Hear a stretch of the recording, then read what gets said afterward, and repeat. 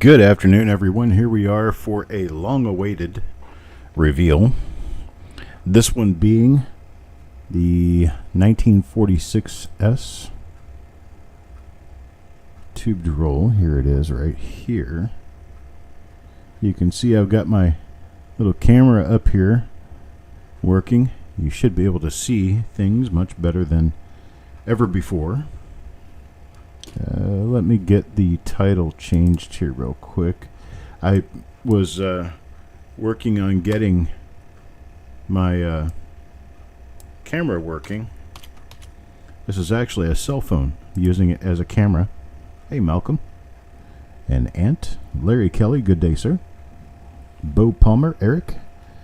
But this is actually a cell phone over here. The reason it says Droid there is because it's a shareware, it's a freeware thing until you want to go pro, and I do have the pro license. I just haven't put it on the phone that I am using as a camera right now, so we will have to just put up with it for today, and I'll get it changed before my next show. But here we are, 1946S tubed roll. Got all kinds of possibilities that come out of 1946S rolls. Coins look pretty good in this one, so get these out and let's get started. What do we say? All right, there are 50 BU coins there, and coin number one.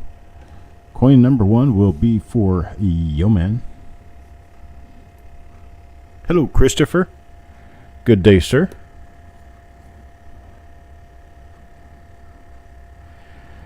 Okay, this one has a lot of weakness on the last digit of the date, and that is an illness that is shared amongst a number of the dates that have curves toward the outside edge.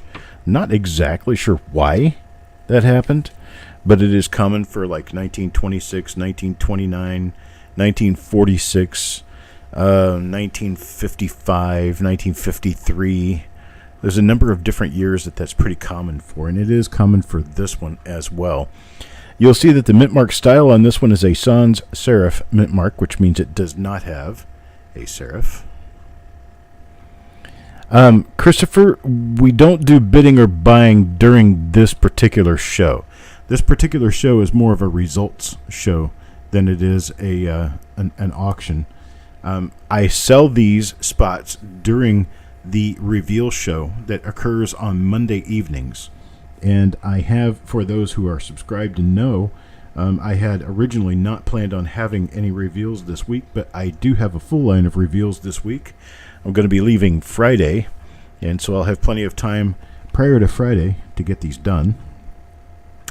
And who's got the... Oh no, Malcolm, you've got Rona? We just got over it in this household. Sorry for you, brother. But anyhow, as we go through, Christopher, you'll understand how this works. Basically, you buy spots in a roll that has not been opened. And by buying spots, you're buying coins. Buying the coins means you get the coin. So Yeoman is going to receive the coin that is actually showing on screen. We're going to go around the coin. We're going to take a look at it, see what is on this coin that should or should not be listed, or whatever it might be. This one appears to be not much of anything. So let me flip it over to the other side, take a look at the reverse side on this one. This is a B roll of 1946S Lincoln cents. These coins were all purchased during a reveal show, and they are now being opened and shown for everyone to see. So this is a normal coin right here, and so it will go to Yeoman. I'm going to put it right here in Yeoman's holder, and that one goes off to the side, and we move on to coin number two. Coin number two in the roll goes to Mr. Birchman, and all you have to do is register to bid with us so that we can send you an invoice and then get on the list in this evening's show for the roll. And you get on the list by saying bin at the time which is appropriate to purchase spots in the roll. Now let me explain that to you. I will be doing 8 rolls this coming week. There's a 1948D, a 1955, a 1950D, a 1962D, 1954D, 1945S, 1955S, and 1951D. Those are the 8 rolls that I will be opening this coming week. Now, to get in on these, you get registered with us. You come onto the show 7 p.m. this evening. It's called the Roll Reveal Show. You'll see it in the title list on the Copper Coins channel. You attend the show, and then when I get ready to do a new roll, I will say, we're going to be doing this X roll. It's going to be this amount per coin, and I'm going to get started in, and then I count down from 5, then 4, 3, 2, 1, and then I say go. When I say go, that's the time to bin the coins that you want in that particular roll. Now, the reason for that is because they often sell out within a couple of seconds. It doesn't take long for these to sell out. So you have to be kind of quick at it.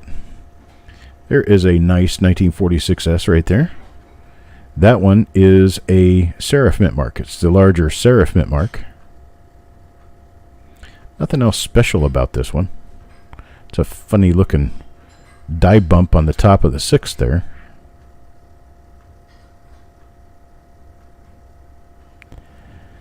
Don't have anything else going on here, but when it comes time for you to get into these rolls, it's kind of an exciting show. It's an exciting adventure to get into, getting in on these. And then when it comes time for us to actually go through the roll, I go through the coins one by one. I look at them. Many of them I'll look at obverse and reverse. Some of them I only look at the obverse after a while because nothing is known on the reverses. And we discuss what's going on with the coin. We discuss any anomalies. We discuss any other issues that are on the coin for us to talk about. Here's one from Malcolm.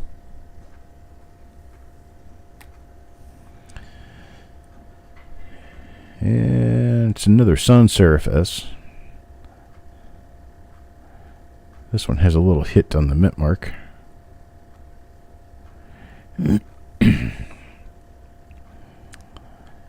When you get in on the positions on your roll, I make up the name cards. They go on the back of the flip inserts. And then you are sealed. Your deal is sealed. You are in the roll, and you will receive coins that actually come out of the roll. Now, what else do I do? Well, I am a die variety specialist, which is repunch mint marks, over mint marks, double dies. I look for all of that stuff on the coins as I go through them in the roll. If I identify anything in the roll as being something special, I announce what it is. I talk to you about what it is. I tell you how to find them. And then it goes in a special pile. Then it gets shipped. The entire stack of rolls for the week get shipped to Florida to Eric, who is in the audience now. Say hello, Eric. Where he goes through the rolls, attributes the coins to known dies on coppercoins.com. If the coin belongs to a die that is not yet listed or not yet known on coppercoins.com, he will photograph the nicest coin of that die in the roll and add it to the website to the credit of the person who purchased the coin. So let's say this particular coin goes to Stanley Zolkowski. If Stanley Zolkowski had a double die reverse and we discovered, hey, there's a double die reverse, then we would find out whether or not it was listed. If it was not listed and it's a new one, then Stanley's coin could very well be the coin that would be photographed for the website. And if it is photographed for the website, coppercoins.com, then you get what's called a plate coin. We replace the flip insert with a new flip insert that has my pen signature on it, and we send that to you instead of the flip that you're looking at now. The flip insert that you're looking at right now is just a placeholder. And if we get anything special in the roll, you'll get a special flip insert, which, if you so choose, could be sent to NX with the coin, and they will verify that your coin was photographed for coppercoins.com, and you will be able to get your coin in a holder that gives it the die number and says that it's a plate coin for copper coins. Now, that's only important in the effect that some people really like to collect the coins that are actually the ones that are photographed by the authors of a book or website. That's what's called a plate coin. Plate coin are coins that are actually photographed for the work. And some people like to collect those. And if you have an NX slab that says plate coin on it, to some people, it actually has much better collectability.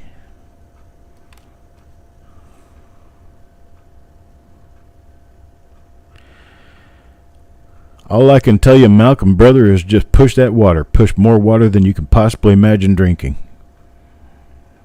Lots and lots of water will help you get over this faster.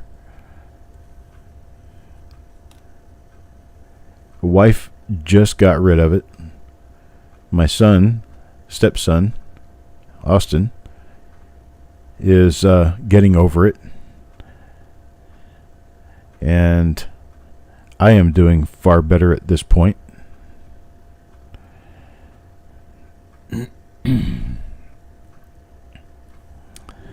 So yeah, for sure, feed the thirst, and even if you're not thirsty, feed it anyway. If you have a fever, fevers are best taken care of with the typical medications that you would use for fever, but it's also almost an imperative thing that you drink a lot. Drink a lot of water.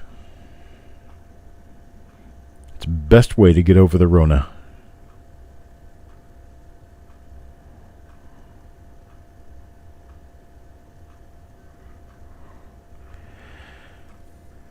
There's also a medication called Plexovid. If you can get a doctor to prescribe Plexovid for you, Plexovid generally lessens the symptoms and makes the virus go away a little bit faster. Yes, Mary, you heard drink a lot. Hello, Mary. We're 8 coins into a 1946S roll right now, and we so far have not picked a coin that has any premium value for what it is.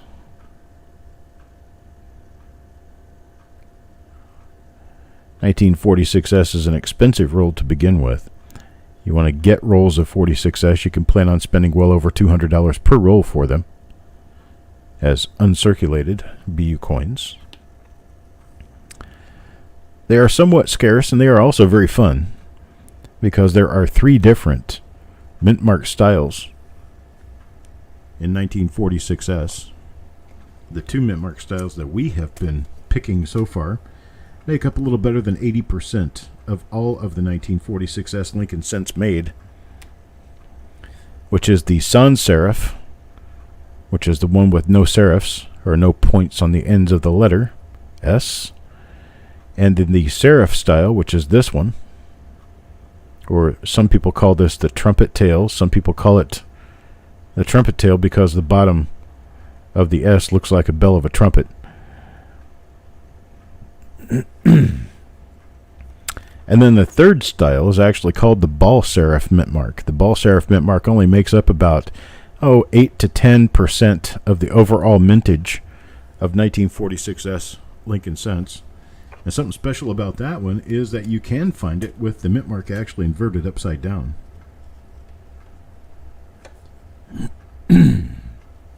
Those are kind of scarce. I'm sorry, John, I did not see your message. Next time you see it, stop me. If you saw it once in this roll, you'll probably see it more than once because this is an original roll. And original rolls generally mean that these are from the same source, they came through the same source, and they were rolled all together, meaning that they were minted at the same time, and they were minted by the presses, of which there are usually around 5 to 7 in operation. so that when you get an original roll of coins, you're going to get coins that belong to between 5 and 7 different dies. You get coins that belong to about 5 or 7 different dies. You get a particular repunchment mark or double die, and you're going to find a lot of them in that roll. Just the nature of the beast and how it works. Bias tie. Okay, I'm not seeing anything on this one. I think there was one that had a die crack on the jacket, the lapel of the jacket next to the tie. I'll make sure I stop. When I get back by something like that, I'll stop and I'll show it to you. On number 11? Okay. This one's number 12 from Mark T. Let me get out number 11, go back and take a look at it. This is as much an educational show as it is anything else, so if you see anything, stop me. We'll go back and take a look at it.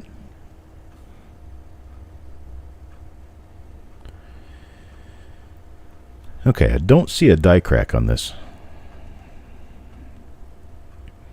This is the one that you're looking at. There is a small, what appears to be a die chip, and that is right here underneath the bow tie. This thing over here is a hit on the coin. This up here is a stain. It's a stain on the coin. It's not a die crack or anything to that effect. And if we look up here, I don't see anything up here for die cracks or anything to that effect. Okay, this is a die crack. This little guy right there. It's raised on the coin, so it's a crack in the die.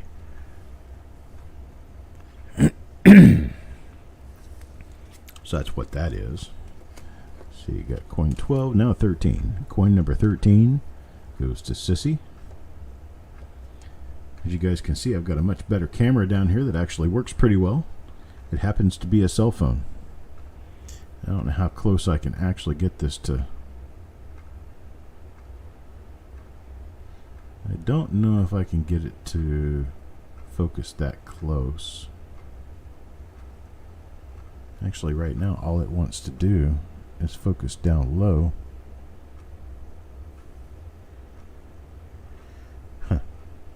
It doesn't want to have variable focus right now, which is okay. We don't really need to show anything. I was just seeing. What if? And what do we have here? Well, let me get my camera back in focus. Okay. Another different 1946S. This one, yeah, I don't really see anything there. I was looking for the possibility it could be a repunchment mark, but it is not. Going around looking at all the different details to see if we have any doubling anywhere. I'll look at the reverse side and see what we have there, if anything. Okay, this right here is a sign where the O in 1 is not completely struck up on a wheat cent. Means that you have a weak strike. You see, coins are struck on the obverse and reverse at the same time, meaning that you have to have enough metal to fill in all the cavities on the obverse and the reverse die, or press up the design on the coin on both sides. If you don't have enough pressure, you don't strike it up all the way. So areas with high relief on one side are not going to strike up very well on the other side. So this right here, this area right here is where the ear and the hair are on the head on the other side of the coin. So it didn't strike up very well because of that. And this area up here is where the shoulder, the back of the shoulder, is on Lincoln on the other side. And so it doesn't strike up all the way when you don't get a really nice strike on the coin. And then on the other side, you can see the shoulder looks a little bit flat. And if you go up to the hair and the ear area, you got this larger area right here that tends to be just a little bit flat. And that's because of a weak strike. It has nothing to do with wear, has nothing to do with the coin having been spent at any given time or anything like that. It is an uncirculated coin. It was just not very well struck.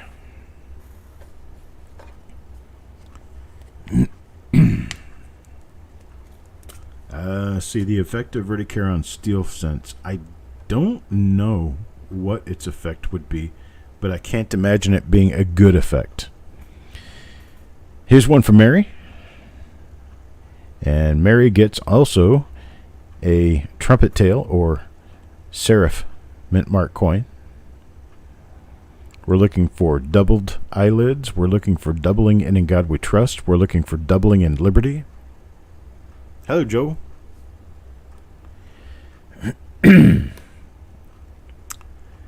One of the things that you'll learn as you watch or as we go along, John, is that we don't necessarily list anything where we can just find a little tiny corner of a mint mark.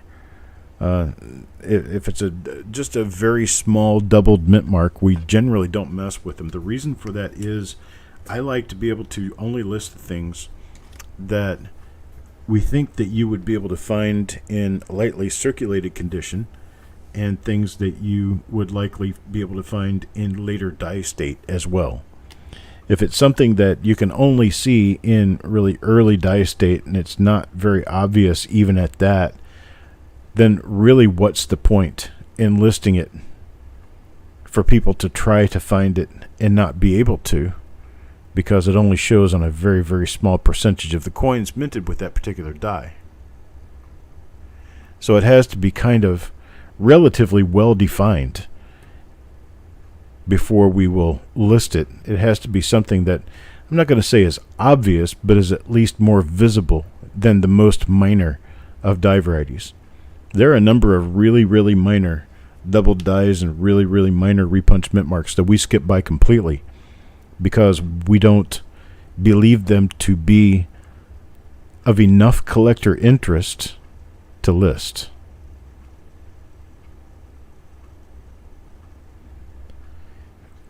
And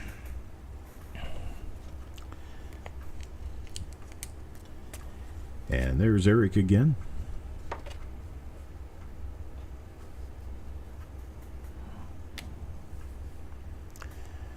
This one goes to Penny Hoarder.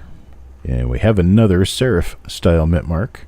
This one's actually got a streak of impurity in the planchet. This is not dirt. It's not anything that was placed on the coin after the minting process. This was actually on the planchet before it was struck into a coin.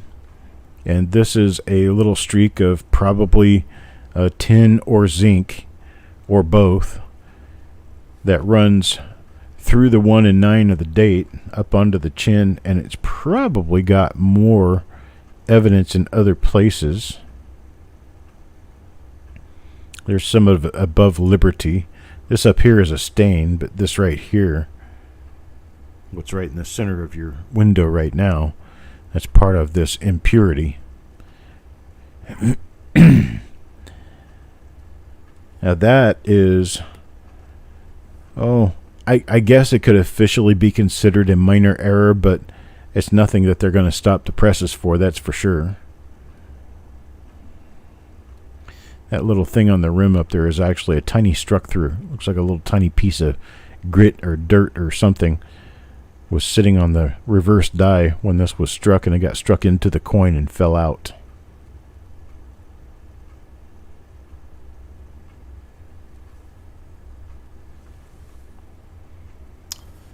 What's the matter with Tilly?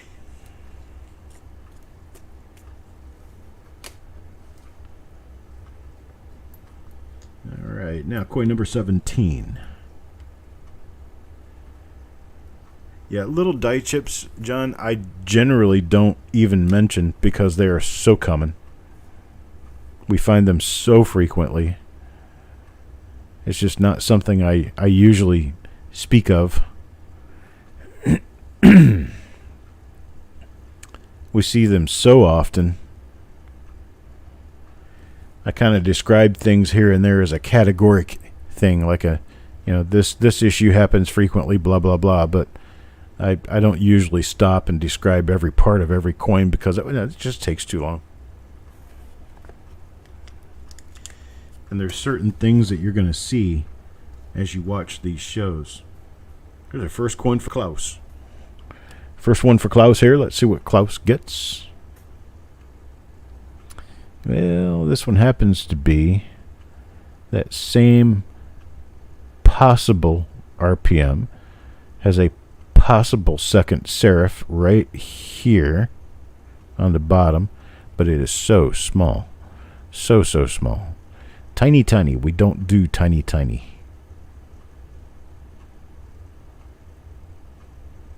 See what else we have here.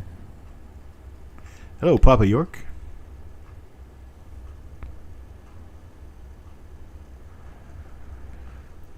Let's see. Well, I don't really see anything here either. This is actually a nicer reverse than some of the others I've seen. It's a earlier die state, meaning that it would have a sharper design. So any doubling or anything that would be on that design would be easier to see than on later coins struck by the die. All right, coin number 19 now. Mr. Birchman.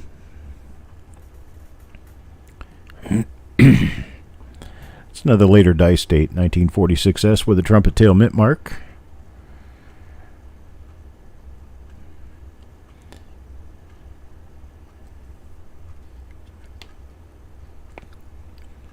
Let's see, and on the reverse side, it is also late die state.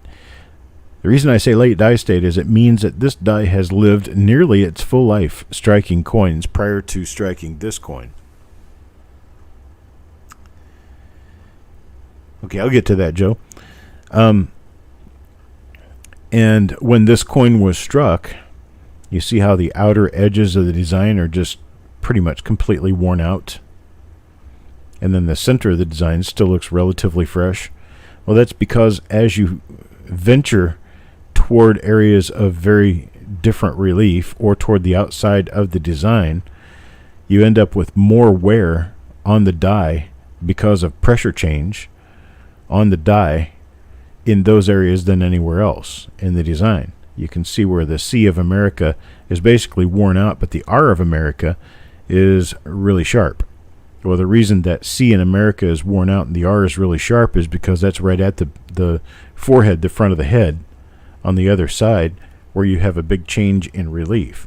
So the top of Lincoln's head would be up here, and the front of his hair is about here, and then the forehead runs through here, and then we come down to where the nose is, and you run out for the nose and come back in for the mouth and the beard, and this area is often a very weak area because you've got all that change right there. This is where his throat is.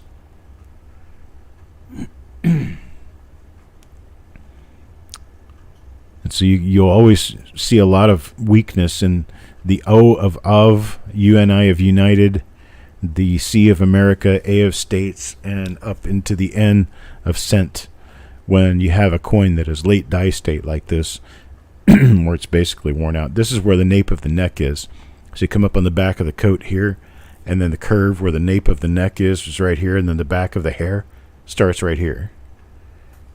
You just have to think about the design in reverse relief and backwards.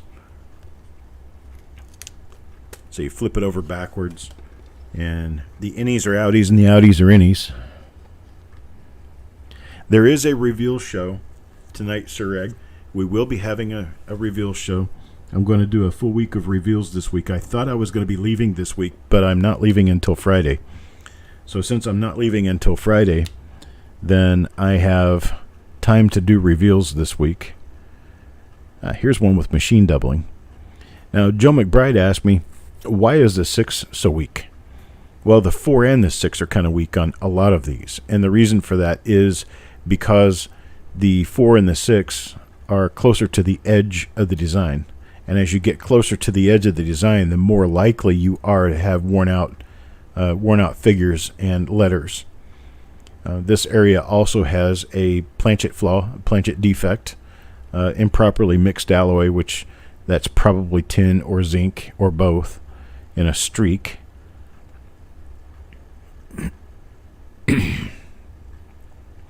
There's another spot of it there below the E on we.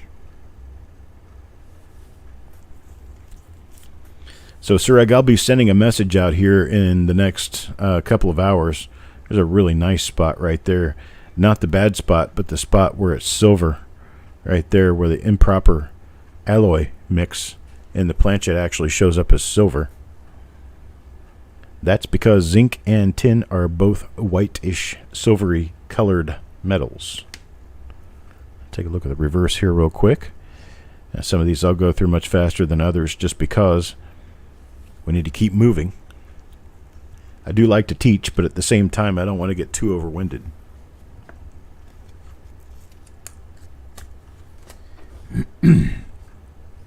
But for anybody who wants to get involved in this coming week's 8 reveals, need to get registered with us to bid this evening.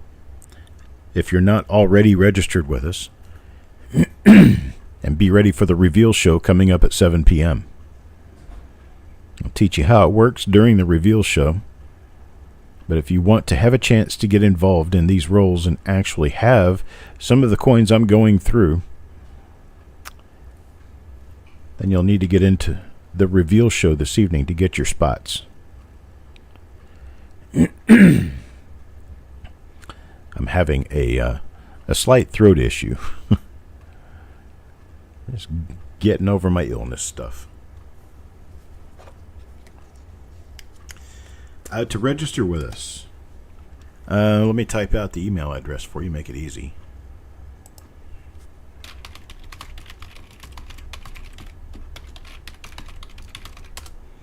coppercoinspayments@gmail.com. Send me an email, coppercoinspayments@gmail.com. Send me your screen name on YouTube, your real name, and your PayPal email address where I can send a PayPal invoice that you will see and be able to pay. There's another one. Interesting streaks on these coins.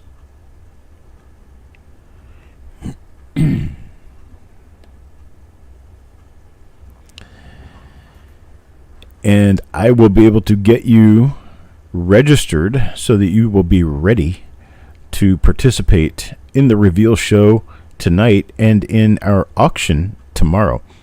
Auction tomorrow is going to be an extended auction. It's going to be a little bit longer with more rolls than usual, more items than usual. Be a really good show.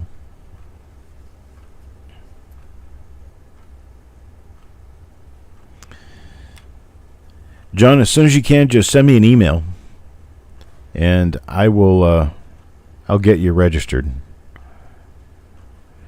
Registration's easy and free, but I honestly, I just can't. I can't put people on my list until they have sent an email to me. I've done it a few times where people come into the program and say, yeah, I'll send you an email. I want to buy one of those. Okay. So I tie up my inventory for people that never send me an email.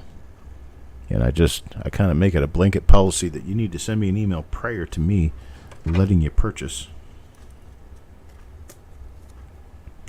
I'm sorry, did I not show who number 22 was? It was Carl. 22 was Carl. And 23 is Jim Fletcher. I hope I'm caught up. I need to get rid of my little choky coffee thing before I start the next show. Next show is going to be right up on time. Looks like we're going to be doing it right at about 3 o'clock. That's going to be a 1955D roll. A lot of interesting things can be found in 1955D. Hope you'll join me. We'll take a look and go on an adventure through a 1955D roll where I'll discuss all the different things that we could or should expect to find.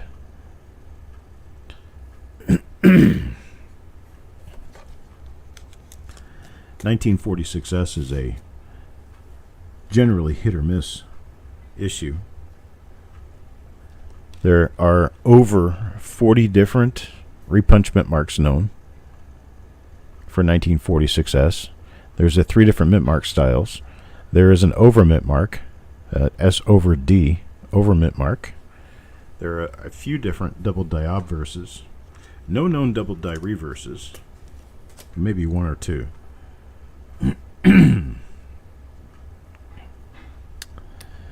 Mary, the 55 double die, that big 55 double die, is not in the D Mint coins. It's in the S Mint coins. Or it's in the Philadelphia Mint. I'm sorry, Philadelphia Mint coins.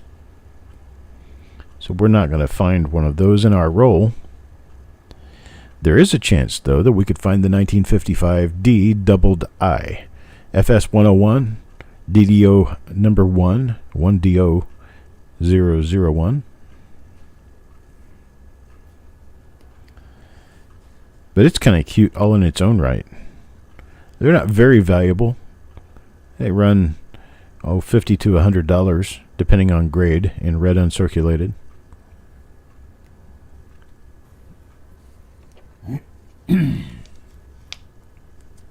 And Joe, if I'm not mistaken, I believe you got that out of one of the rolls that we did here at a reveal, correct?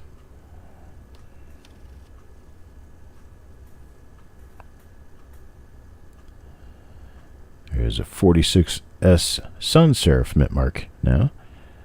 There are a few of those in this roll. This one matches a die that we have seen earlier in the roll. I know that because of the die gouge between the N and the G of In God. But this is a sans serif. Sans serif is French for without a serif.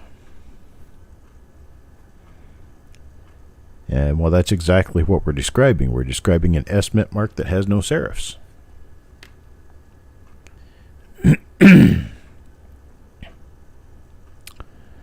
And we have a rather weakly struck coin.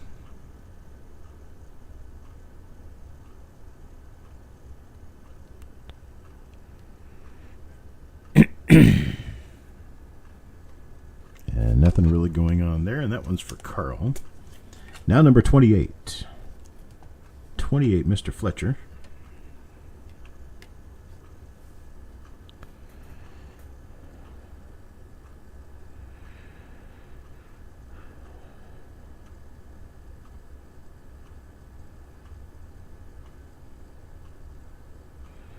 Real tiny, tiny, tiny little doubled eyelid. We'll have to look at that one and see if it's going to be enough to list. But there is definitely a real minor doubled eyelid there. You can see it right there. Let me turn this again and make sure that's not just a piece of grit on the coin. It does have a die chip right above the eye. That's not a die chip, that's a hit. Let's see, I turned it around this way. Yeah, it's definitely a minor doubled eyelid.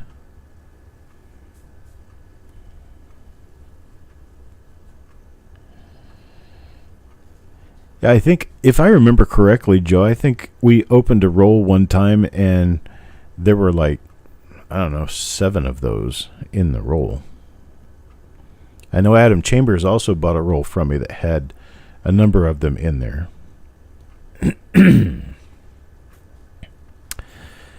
And then we're going to be going through another roll here in about 20 minutes, 20, 30 minutes. I'm kind of taking extra time with these coins today. Here's one for Sissy. Sissy, Sissy.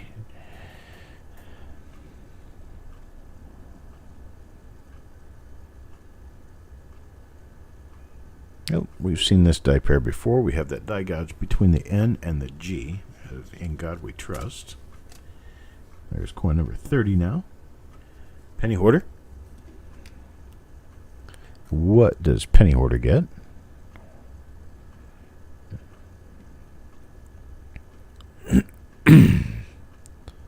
It's one of our later die state examples with the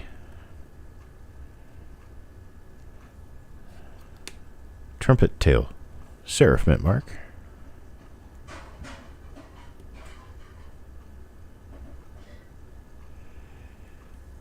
Nothing there. Another YouTuber sent you 4 2022 D rolls of cents. That's cool. Nothing so far, Dennis. Unfortunately, we're going through what appears to be a dud for die varieties. It's a nice roll, but I think it's a dud for die varieties. Yeah, it does come along once in a while. Because if die varieties were common, then they wouldn't have any real value now, would they?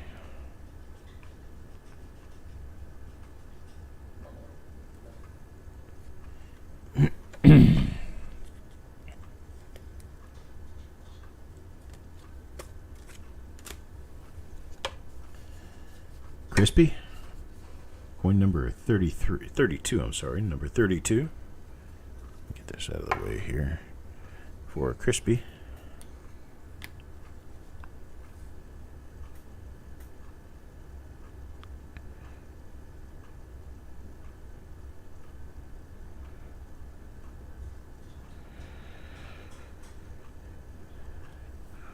Nothing there.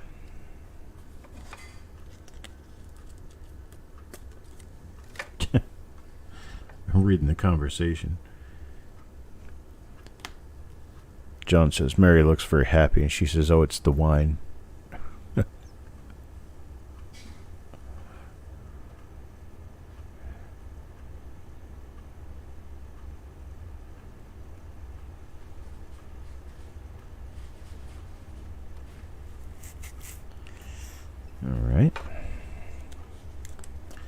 Nothing there. Now number 34. Now the reveal show that we'll be running tonight, I want to remind everyone of two things. The first thing is, I don't ship the coins directly to you from here when we're finished with the reveals. They go to Florida for review by Eric prior to being shipped to you, and they can take up to 2 weeks for delivery. So don't expect any coins that you see in these reveals within a week to 2 weeks of the time you see them under my scope. Second thing is that because the coins are reviewed in Florida and shipped from Florida, there is an additional shipping fee to be involved in the reveals that does not reflect and will not be shipped in conjunction with any of your auction items. Reveals and auctions are completely different things. I tried for 2 years to bulk them together, and it just doesn't work. It logistically does not work. There's an RPM. It's a minor one, but you got a split lower serif there. You see right here, a little dark spot on the serif, there's actually a split. There's a cut in the bottom serif there. So that serif is doubled. I have to have Eric take a look at that one and see if it's already listed. I'm not sure that this is listed. Let's take a look at the reverse since we're seeing that die evidently for the first time in this row. There's nothing on the reverse. This one goes to Carl. And now we move on to coin number 36. It looks like we're going to run a little bit over on this show. But that's okay. Some take a little bit longer and some don't take as long.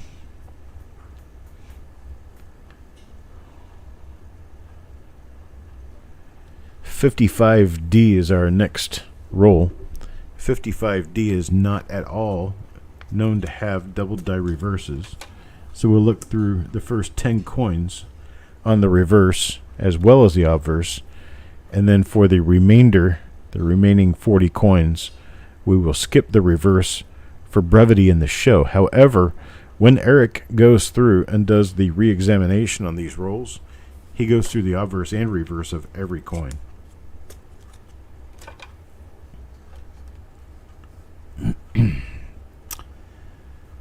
Sorry, John, does this go only with pennies? Are we talking about the things that I'm talking about, or are we talking about reveals?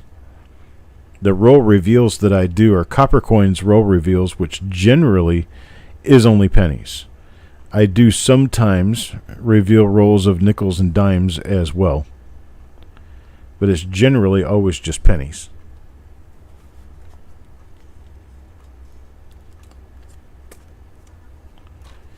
Found 3 prisoner cents die clashes in the 77D roll. How about that? That's really cool.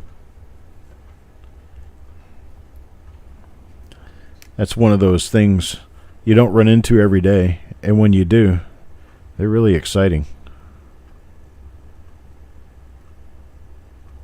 It's another one of our sans serif mint marks with the die gouge up here.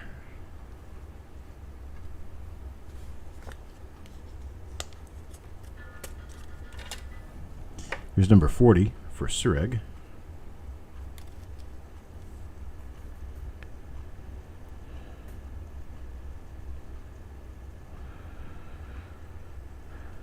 Still no RPM or double die. How about number 41 now? 41 for Deanne.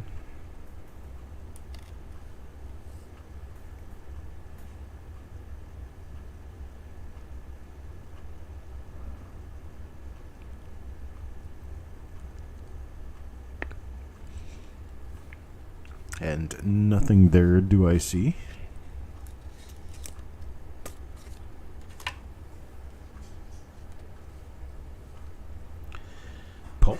Paul Hampton.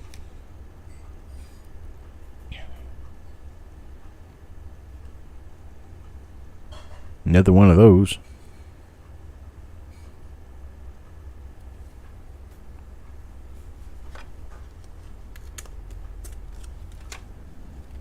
Now number 43, Mr. Worley.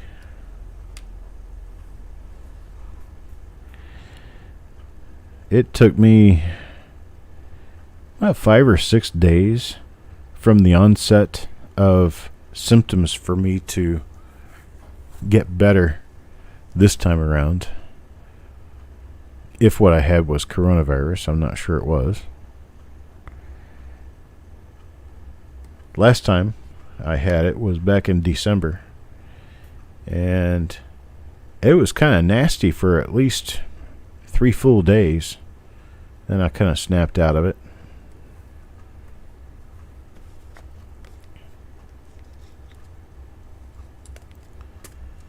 He had 120 boxes of pennies saved in 2 years. Hey, Scott.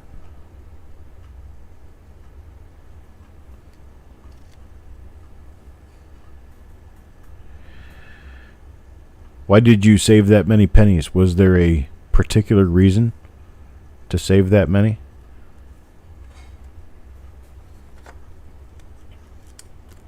I mean, some people do it just to see how many they can get. Some people do it for an investment. Other people do it because they want to sell at a profit and do some turnaround, making money. Some people do that with the new issue of pennies right after they come out. And people get lucky enough to get boxes of pennies very early in the run. And you end up with people getting brand new pennies, selling them for $6, $8, $10 a roll. I've seen brand new pennies go for $200 a box, and then within 3 months, that frenzy's all gone. A lot of people that are very, very impatient about coins. They want to get what they want, and they want to get it now. Here's coin number 47. Now from Mary. Let's see what Mary gets here.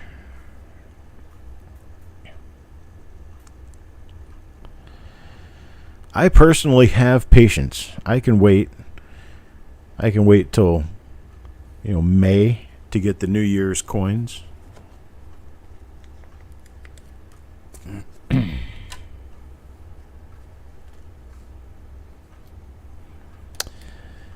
Three coins left in the roll. This one is for Sureg. And this has just been an uneventful roll. Looks like I struck through of some sort there on the O of God.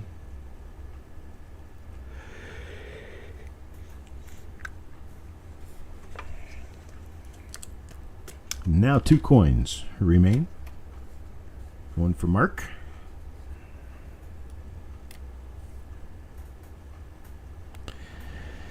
Now, because these are separate shows, they are saved as separate shows. So even if I'm going to run one right after the other, which is what I'm doing now, you'll have to exit back out to the channel and then find the broadcast for the next show and go in that chat and wait. And I will begin the broadcast and we'll get going on this 1955S roll, or 1955D, I'm sorry. 1955D roll.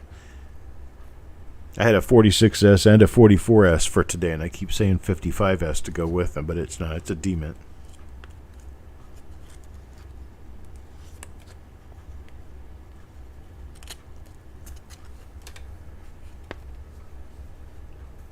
So there's coin number 50. Last one in the roll is for Jim Fletcher. And Jim Fletcher will get... Well, no surprise, it's going to be another normal coin.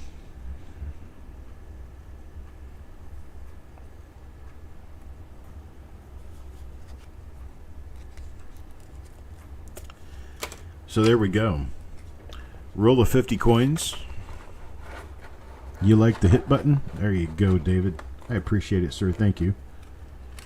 50 coins, and 1 coin was a maybe, and the rest of them were just 1946S Lincoln cents, which isn't a bad thing in itself.